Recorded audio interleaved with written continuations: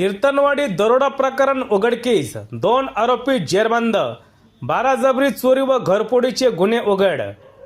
पाथर्डी तालुक्यातील कीर्तनवाडी येथे झालेल्या दरोडा प्रकरणाचा छडा लावत स्थानिक गुन्हे शाखेने 2 आरोपींना अटक केली असून त्यांच्या चौकशीत जबरी चोरी व घरफोडीचे तब्बल 12 गुन्हे उघडकीस आले आहेत।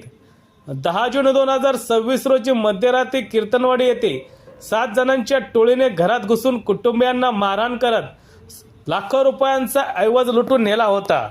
या प्रकरणी पाथर्डी पोलीस ठाण्यात गुन्हा दाखल करण्यात आला होता।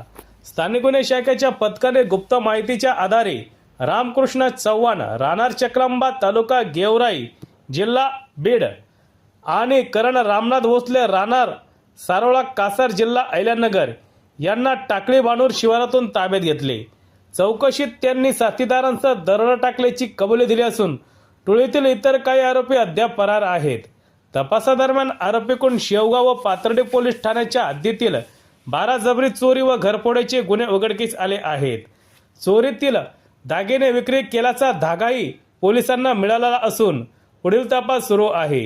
ही कारवाई पोलीस अधीक्षक मुमक्का सुदर्शन यांच्या मार्गदर्शनाखाली स्थानिक गुन्हे शाखेचे पोलीस निरीक्षक संतोष मुटकळे व त्यांच्या पथकाने केली आहे। सत्य एक्सप्रेस न्यूज साठी रवींद्र जगताप, अहिल्यानगर जिल्हा।